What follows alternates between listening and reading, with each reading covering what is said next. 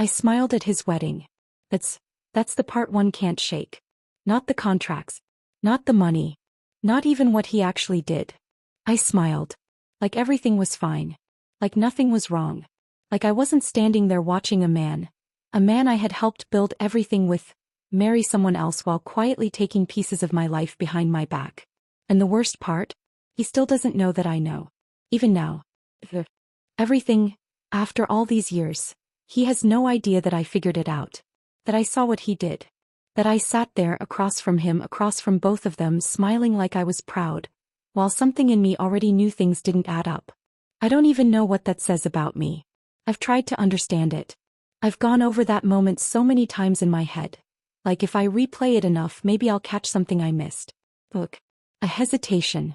Something that would explain why I didn't react. But I didn't. I just smiled. I'm already doing it again. Starting at the end. I always do that. I jump straight to the part that hurts the most because the beginning requires me to admit things about myself that I'm really not proud of. So, let me go back. Marcus. I met Marcus Hale in 2009. I was 30. He was 26. And at that point I was running a small event coordination business out of my apartment in Columbus. Saying that out loud still makes me wince a little, because it sounds smaller than it felt at the time. But it mattered to me. It was mine. Corporate dinners, nonprofit galas, a few weddings here and there. Nothing huge, nothing flashy, but enough. Enough to pay rent. Enough to feel like I was building something. Slowly. Carefully. On my own. And I was proud of that. I wasn't where I wanted to be yet, not even close, but I had something that belonged to me. Then Marcus came in as a referral. One of my clients mentioned him, said he did freelance AV work. Sound systems, lighting, all of that technical stuff that I didn't love dealing with. And I had just landed this event. This big one. A 3-day conference with 1,200 attendees. 1,200. Even now, that number makes me feel something in my chest. At the time, I was terrified. I don't think I said that out loud to anyone, but I was. It was the biggest contract I'd ever secured, and I remember sitting in my apartment, my office, thinking, if I mess this up, this could actually hurt me. So when Marcus showed up, he had this energy. I don't know how else to explain it. He walked in like everything was already handled. Like the problems I hadn't even voiced yet were already solved. And it wasn't fake. That's the thing. It wasn't that loud, overconfident kind of energy that makes you suspicious. It was calm. Grounded. The kind of presence that makes you think, okay, maybe I can do this. And I believed him. Almost immediately. Which, looking back now, I think that was the first moment something shifted. Not in a bad way. Not yet. But something in me trusted him faster than I usually trust people. Faster than I should have. We pulled off that conference. And when I say we pulled it off, I mean we really did. There were problems. There are always problems. But we handled them. Together. He caught things I didn't even think to look for. Technical failures that never became visible. Timing issues that could have unraveled everything but didn't. And I caught the details he missed. The client expectations, the flow, the things that make an event feel seamless. We balanced each other. That's the best way I can say it. We just worked. After it ended, there was this moment. I remember it very clearly. We were standing there, everything winding down, people leaving, and we looked at each other. And we didn't say it out loud. But it was there. That quiet understanding of, we should keep doing this. So we did. And before I go any further, I need to say something. I've avoided saying this out loud for years. Even in therapy, I think I circled around it before actually admitting it. I had feelings for him. Early on. Not in some dramatic, obsessive way. It wasn't like that. But there was something. He was charming, he was smart, he paid attention. He laughed at my jokes, which I know that sounds small, but it matters. It mattered to me. And I had been single for 3 years at that point. 3 years of telling myself I was fine. That I was focused. That I didn't need anything else. But then someone like that shows up, and you start to question things. So yes, I had feelings. And I knew it. But I also made a decision. A very clear, very deliberate decision. I buried it. Because I had seen what happens when you mix that kind of thing into a business partnership. I had watched it ruin people. Ruin companies. And I wasn't going to do that. I wasn't going to risk the best professional connection I had ever had over something that might not even be real. Because that's what I told myself. That it wasn't real. That it was just proximity. Just time spent together. Just the situation. So I pushed it down. I told myself I was being smart. I told myself I was being disciplined. I told myself I had control. And for a while, I believed that. We kept working together. More events. Bigger clients. More trust. And somewhere in that process, we stopped being two people collaborating and started becoming something else. Something more permanent. But I didn't realize then what I was actually building. Not just a business. Something that would eventually become impossible to separate from him. And I didn't see where that would lead. Not even close. As if I had, I don't think I would have made the same choices. I don't think I would have given him what I gave him. And I definitely wouldn't have stood there years later, smiling like everything was fine, when it absolutely wasn't. And the truth is, that moment at the wedding, that wasn't where things went wrong. Not even close. That was just the moment I finally realized how far it had already gone. And what happened after that? That's the part one still don't know how to explain. So we kept going. At first it was just more jobs. One event turned into 3, then 5, then suddenly we were booking things months in advance and juggling schedules. And I remember this moment. I was sitting on my floor surrounded by folders and contracts, and I realized I couldn't keep doing this alone anymore. And he was already there. That's the thing. I didn't have to go looking for a partner. I didn't have to interview people or test anyone out. Marcus was just already there filling the space. Reliable. Consistent.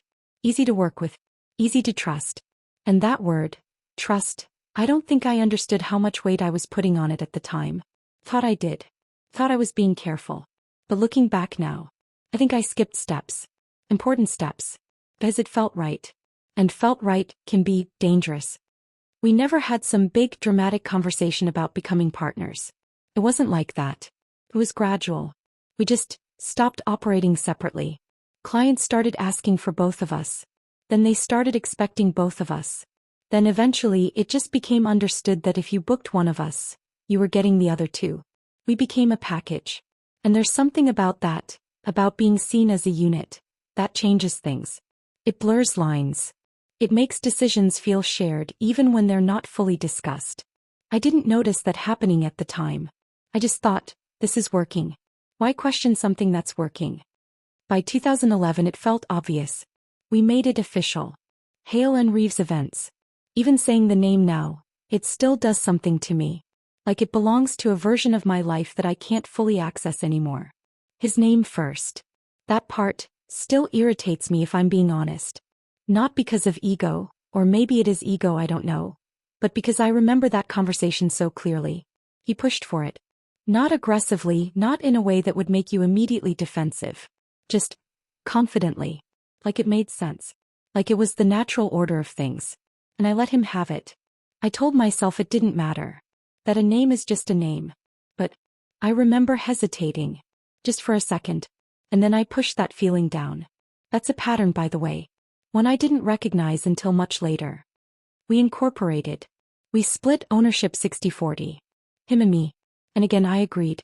Because he had brought in a big client right after we went official. Really big one. The kind of client that changes how people look at your business. And it felt fair. At least, it felt fair in that moment. But even as I said yes, there was this small voice. Quiet. Easy to ignore. Saying, you built most of this before he got here. And I ignored it. Because I didn't want to be the difficult one. I didn't want to create tension. I wanted us to feel like equals. Even if technically on paper, we weren't. We built fast. Faster than I expected. By 2013 we had more work than we could comfortably handle. We hired our first full-time employee. Then another. And then suddenly we had a team. I remember the first time I signed payroll checks. My hands were shaking. Not out of fear exactly, but out of this overwhelming sense of responsibility.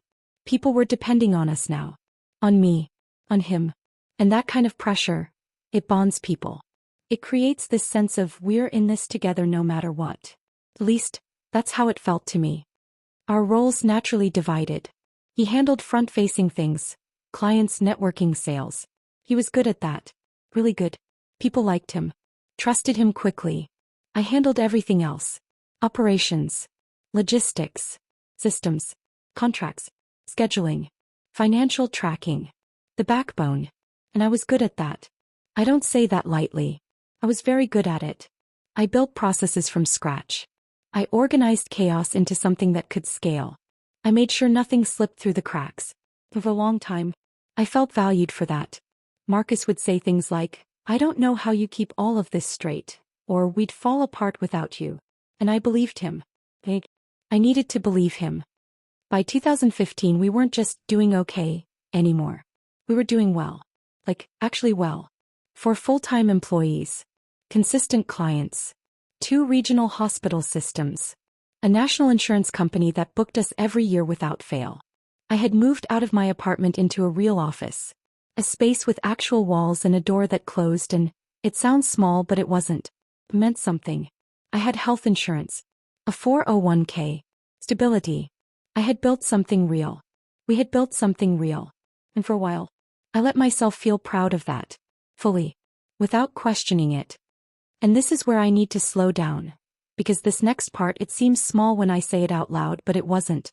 It wasn't small at all. This is where things started to shift. Not in a way you could point to. Not in a way anyone else would have noticed. But I felt it. Even if I didn't fully understand it at the time. Diane. Marcus started dating Diane in the summer of 2015. I met her at one of our team dinners. We used to do those a few times a year. Casual, nothing formal. Just a way to keep everyone connected. And she was genuinely lovely. Warm. Easy to talk to. The kind of person who makes eye contact when you speak and actually listens. And she adored him. That part was obvious. I liked her. I want to be clear about that. There wasn't jealousy in the way people might assume. Not really.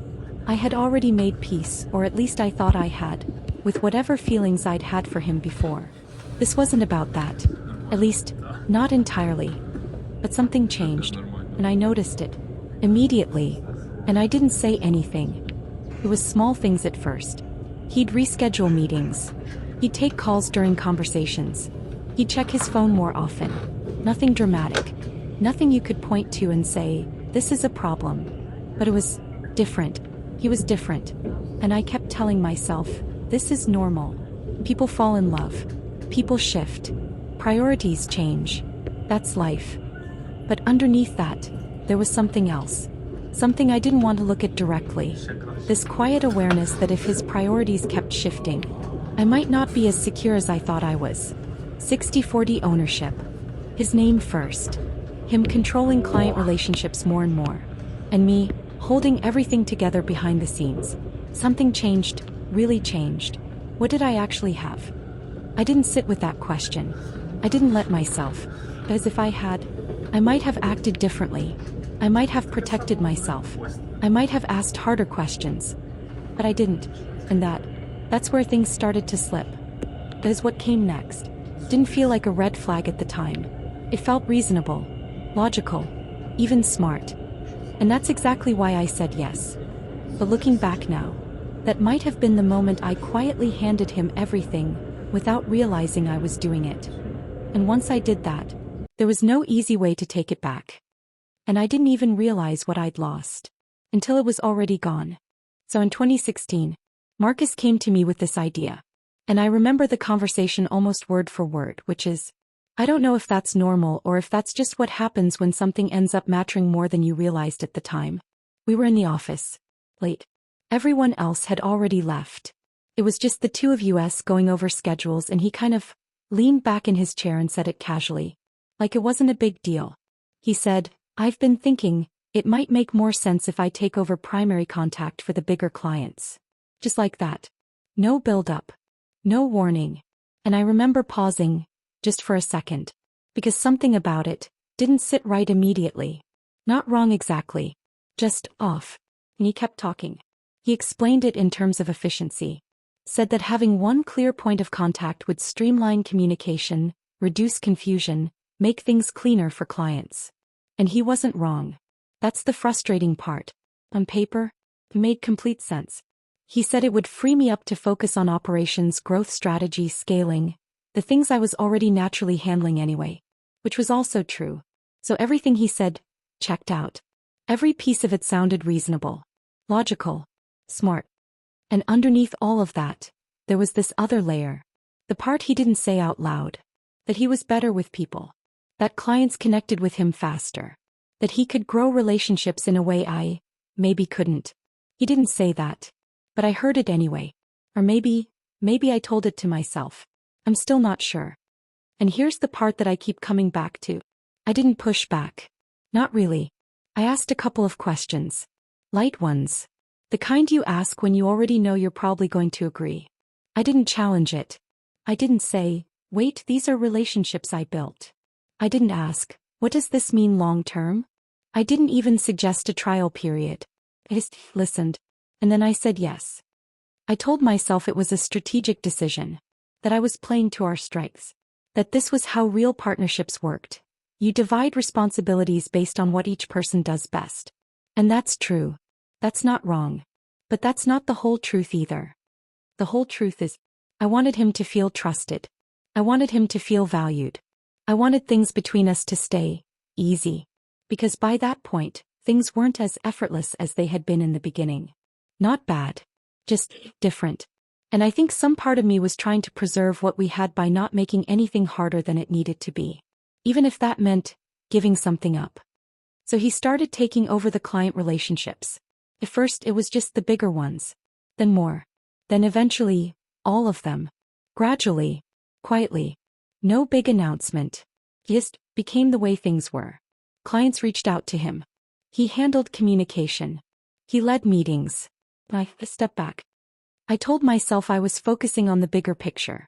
On growth. On infrastructure. And to be fair, I was. The business kept expanding. Systems improved. We became more efficient. From the outside, everything looked solid. Maybe even better than before. But there was this moment, I don't remember exactly when, where I realized something had shifted. Not dramatically, but permanently. If a client had a question, they went to him. If there was an issue, he handled it. If there was praise, he usually went to him first. And I told myself that didn't matter. Because I knew what I contributed. I knew what I built behind the scenes. I knew the company wouldn't function without me. But knowing something, and having control over it, those are not the same thing. And I didn't fully understand that yet. For about a year it worked. Honestly, it did. We were still talking every day. Still making decisions together. Still partners. At least that's what it felt like. But looking back now, that was the transition period. The slow shift from shared control to something else. Something I didn't have a clear name for at the time. Because what I had actually done, I didn't see it then, but I see it now very clearly. I had handed him access to everything that mattered most. The relationships, the trust, the visibility, the parts of the business that can't be easily documented or divided. The parts that, if someone controls them, they control the future. And I gave that to him. Willingly. I thought I was being a good partner. Supportive. Flexible. But what I was really doing was slowly removing myself from the parts of the business that gave me leverage. And replacing that leverage with trust. And trust is not leverage. I learned that too late. As once someone has both trust and control, there's not much left to balance it out. And I didn't see that. Not fully. Not until much later. Because by the time I started to feel it, really feel it, it wasn't just about business anymore. Things outside the business were changing too. In ways I didn't fully understand at the time. And I kept telling myself it was fine. That everything was fine. But it wasn't. It really wasn't. And the moment I finally realized that, it didn't come from him. It came from someone else. Someone who saw something I had completely missed. And when she showed me, I don't think I breathed for a full minute. Before I get to what she showed me, I need to go back for a second. Because if I skip this part, it's going to sound like everything just happened all at once. It didn't. It was slower than that. Quieter. Which is probably why I didn't stop it. Marcus proposed to Diane in March of 2017. He called me right after. I remember exactly where I was, in my office halfway through reviewing a vendor contract, and my phone lit up with his name. I picked up and he didn't even say hello properly, he just said, she said yes. And he was happy. Like genuinely, completely happy. I don't think I'd ever heard him like that before. There was this lightness in his voice that, I don't know, it made everything else feel small for a second. And I was happy for him. I need to say that clearly because I've asked myself that question a lot. Was I really? Or was I just pretending? Well, I was happy. But not uncomplicated. It wasn't clean. There was something else there too. Something quieter. Something I didn't want to name. So I didn't. A few weeks later he asked me to coordinate the wedding. And I need you to understand something about that moment. Because on the surface it sounds simple. Of course he would ask me. That's what I did. That was literally my business. But it didn't feel simple. There was this pause after he asked. A long one. Long enough that I could feel the weight of the decision sitting there between us. And in that pause, I understood something. Not logically. Not in words. Just instinctively. Saying no would change things. Between us. Professionally. Maybe permanently. And saying yes meant something too. Meant I was still his partner. His real partner. The one he trusted with everything. So I said yes. Immediately. Too quickly probably. I didn't ask for time to think.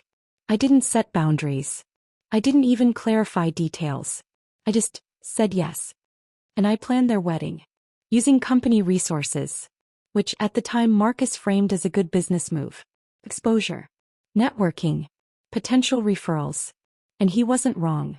We did get referrals from it. 3, I think. But that's not the part one think about. Not really. What I think about is this. I planned the wedding of a man I had once had feelings for, using the company we built together, while he was slowly, quietly pulling pieces of that company away from me, and I smiled through all of it. I met with vendors. I coordinated timelines. I handled seating arrangements, logistics, rehearsals, all of it. Professionally. Efficiently. Like it was just another job. And most of the time, I convinced myself it was. That it didn't mean anything more than that. That I had moved past whatever I'd felt years before. But there were moments. Small ones. That didn't fit into that narrative. Like when Diane asked my opinion on something and looked at me like I was part of their story. Like I belonged there. Or when Marcus would text me late at night about wedding details, and the tone would slip into something familiar. Comfortable. Almost like before. And I'd catch myself, pausing before responding. Thinking too long about what to say. Nothing inappropriate ever happened. I want to be very clear about that. There was no affair. No boundary crossed in that way. But emotionally, it wasn't nothing either. And I don't know how to fully explain that without sounding like I'm reading into things that weren't there. Maybe I was. I still don't know. The night before the wedding, we did a final venue walkthrough. Just the two of us. And everything was set. Perfect, honestly. Every detail accounted for. It was one of those rare moments in this industry where you know, this is going to go smoothly. And as we were leaving, Marcus put his arm around me. Casually. Like it was the most natural thing in the world. And he said, I couldn't have done any of this without you. And I froze. Just for a second. Because I didn't know what he meant. Not really. Did he mean the wedding? Or did he mean everything? The company. The years. The work. All of it. And I didn't ask. I didn't clarify. I didn't say anything that might make that moment real in a way that required an answer. I just said, I know. And we left it there. The wedding itself was beautiful. It really was. Everything went exactly how it was supposed to. People were happy. Diane looked radiant. That's such a cliché word, but it's true. She looked completely, genuinely happy. And Marcus, he looked certain. That's the best way I can describe it. Certain. And I stood there. And I smiled. I smiled through the ceremony. Through the reception. Through the speeches. I smiled at them. At both of them. And if you had looked at me in that moment, you would have thought I was proud. That I was part of something meaningful. That everything was exactly as it should be. And maybe, on some level I thought that too. Maybe I needed to believe that. Because if I had stopped, if I had really looked at everything clearly, I might have seen something. Something that was already happening. Something that had already started. But I didn't. I kept moving. I kept working. I kept trusting. And the thing is, the betrayal didn't start after the wedding. It had already been happening. For a while. I just didn't know it yet. And the way I found out wasn't dramatic. It wasn't loud. It wasn't even something he said. It was quiet, almost accidental. And it came from someone who probably had no idea how much damage those few words were about to do. Because when she closed that door and told me she had found something, I still thought there had to be a reasonable explanation. I really did. I didn't know that within minutes, everything I thought I understood about the last 10 years of my life was about to come apart. And once I saw it, I couldn't unsee it. And I really wish I had never seen it at all. So, it was 2019, almost 2 years after the wedding, which, even now, that timing bothers me more than I can fully explain. Because it means all of it had already been happening while I was planning that wedding. While I was standing there smiling. While I thought everything was still intact. It wasn't. It really wasn't. Her name was Terry. She'd been with us almost from the beginning. Not day one, but close enough that she had seen the company grow from something small into something real. She was steady, quiet, the kind of employee you don't have to think about because you know things are getting done. And she knocked on my office door, stiffly, which already felt off, because Terry didn't usually hesitate like that. I told her to come in, and the way she closed the door, I remember that more than anything else. Carefully, like she didn't want anyone else to hear it click. That's when I knew something wasn't right. I didn't know what, but something. She sat down, didn't say anything right away, just looked at her hands, and I could feel this tension building in the room. That kind of silence that stretches just a little too long, where your brain starts trying to fill in possibilities. None of the ones I came up with were even close to what she actually said. Finally, she looked up and said, "I think you need to see something." And I remember this small, almost automatic reaction in me like, okay, this is probably a mistake. A billing issue. A misfiled contract. Something fixable. Something normal. It wasn't. She turned her laptop toward me, opened a file, and at first, I didn't understand what I was looking at. It looked like one of our contracts. Client name I recognized immediately. Services listed exactly the way we always structured them. Everything familiar. Except for one detail. The payment routing. It wasn't going to our business account. And I remember frowning, leaning in a little closer, thinking maybe it was just formatted differently. Maybe it was a draft. Maybe. I read the same paragraph 4 times. 4 times. And it still didn't make sense. So I asked her, "What is this?" And she hesitated. Just for a second. Then she said, "I found a few of these." A few. That word. I think that's when something in me started to shift. Because a few means a pattern. A pattern means intention. He showed me more. Different clients. Same structure. Same services. Same problem. Money going somewhere else. And that's when she said the name. The HM Events Group. His initials. I remember sitting back in my chair. Slowly, like my body was trying to create distance from what I was seeing. Because my brain wasn't catching up. Not fully. Marcus had set up another company. And he had been routing certain client payments through it. Our clients. Our work. Our relationships. No, not our. That's the part that hit me hardest. Most of those clients, I had brought them in. Before him. Before we were even official. No. The money from those relationships wasn't coming to the company we built together. It was going to him. And the timeline. That's the part that made it impossible to rationalize. This hadn't just started.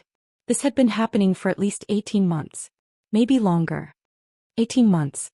Which means, while I was planning his wedding, while I was sitting next to him in meetings, while I was trusting him, this was already in motion. And here's the part that I still don't fully understand about myself. My first reaction wasn't anger. It was empty. Like something just dropped out of me. Like I was sitting there looking at those documents and my body hadn't caught up to what they meant yet. I didn't yell. I didn't cry. I didn't even ask Terry any more questions right away. I just stared. Because if this was real, if this was actually what it looked like, then everything I thought I understood about the last 10 years was wrong. And that's not something your brain accepts immediately. It resists. It looks for explanations.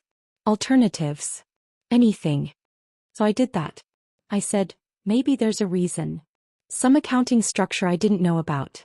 Some tax strategy. Something technical. But even as I said it, I didn't believe it. Not really. Because I knew him. Or thought I did. And this wasn't something you forget to mention. This was something you hide. And that's when the second realization hit. Harder than the first. If he had hidden this, what else had he hidden? I didn't confront him. Not that day. Not the next day. And I've thought about that decision more than almost anything else. Because the right thing, the obvious thing, would have been to walk straight into his office and put those documents in front of him. Demand an explanation. Force it into the open. But I didn't. I went home. I poured a glass of wine.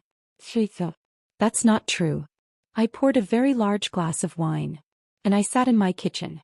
4 hours. And I thought. Part of me still wanted it to make sense.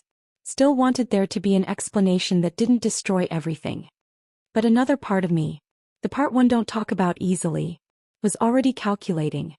Because if I walked in and confronted him, everything I still had access to would disappear. I knew how he worked. I had watched him for 10 years. So I said, I waited. 3 weeks. 3 weeks of acting normal. Of sitting in meetings. Of responding to emails. Of having conversations with him like nothing had changed. When everything had. And during those 3 weeks, I documented everything. Quietly. Carefully. Terry helped me. She took a risk doing that. A real risk. And I don't think I ever fully thanked her for it. That's something I still think about. We copied files. Pulled contracts. Went through financial records. I even spoke to our accountant. Separately. Privately.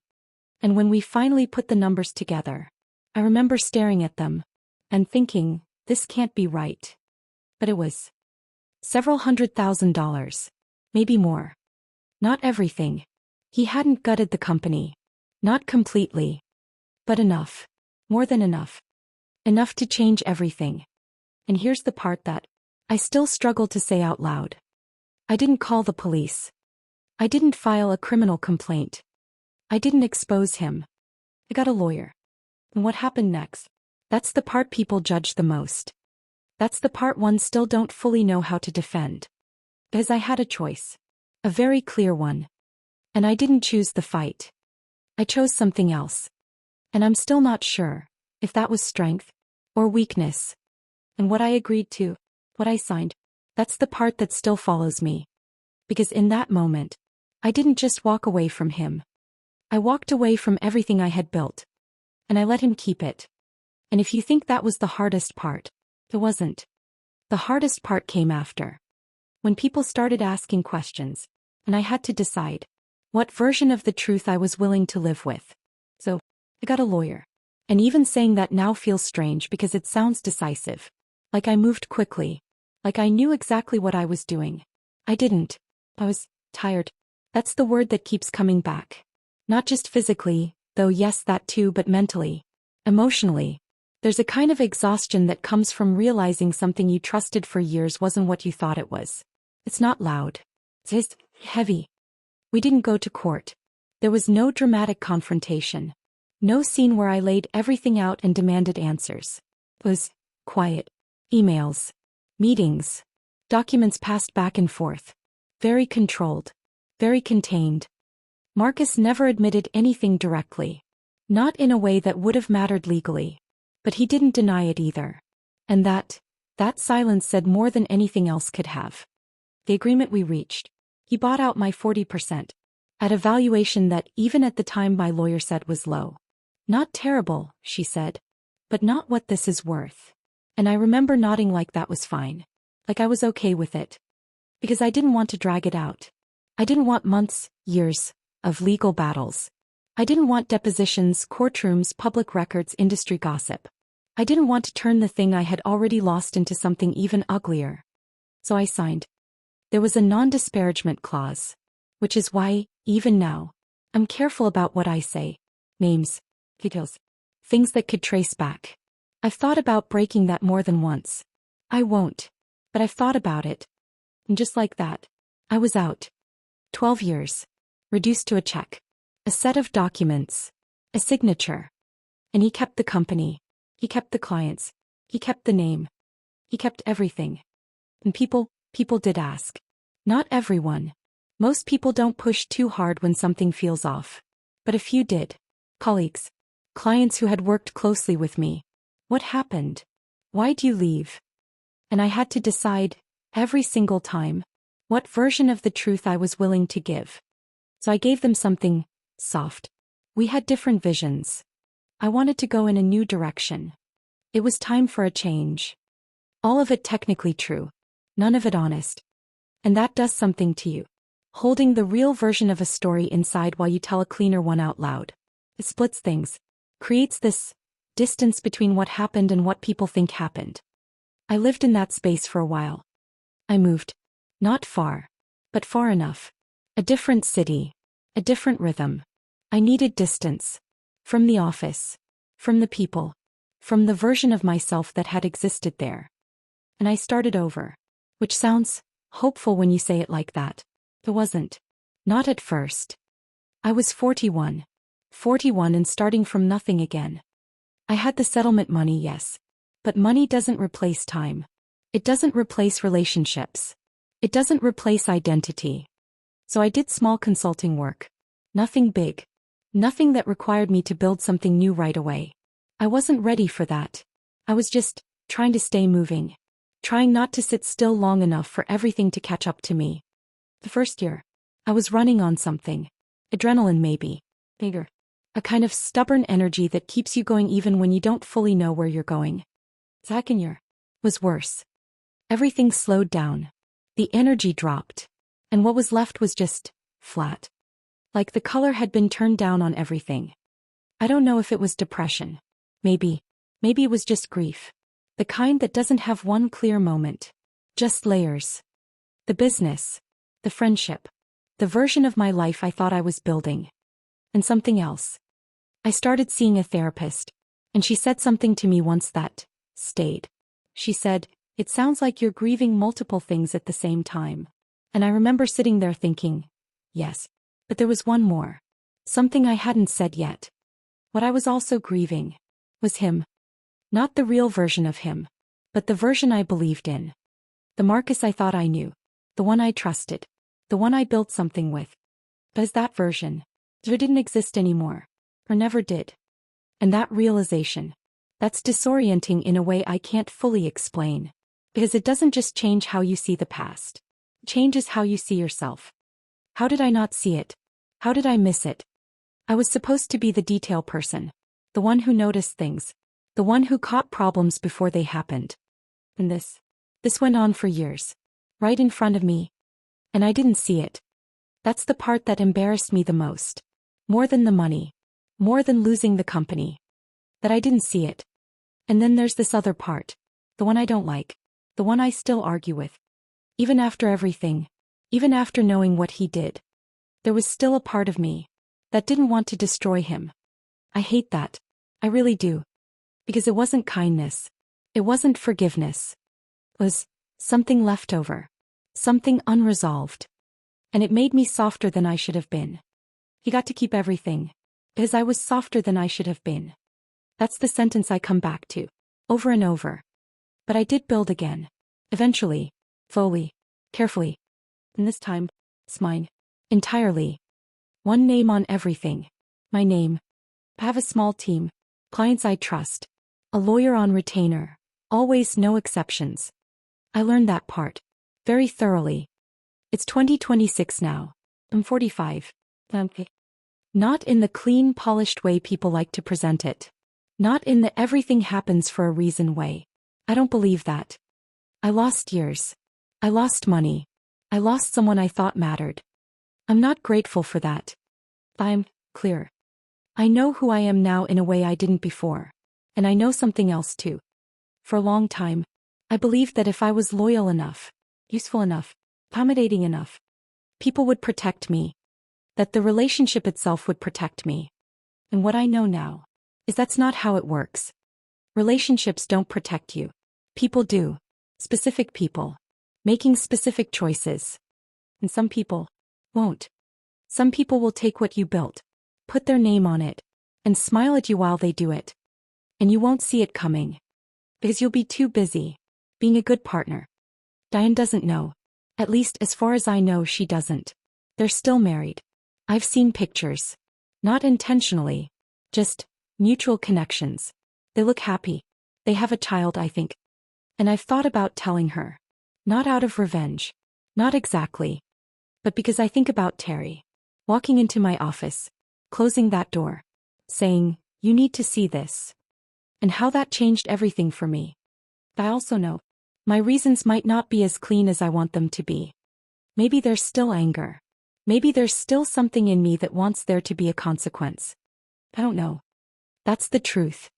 I don't know if I'm as okay as I say I am. I don't know if I've been fair in how I've told this. I don't know if I've blamed myself too much, or not enough. I've been going back and forth on that for 6 years. And I might keep going back and forth. But this is the first time I've said it like this. The full version. Not the soft version. Not the one people expect. The real one. I helped him build everything. And then I watched him take it. And I smiled. And that part I'm still trying to understand. Because I didn't realize it then. But that moment, the smile, it didn't just reflect what he did. It revealed something about me that I'm still not sure I've fully figured out. And honestly, I don't know if I ever will. And maybe that's the part that stays with me the longest.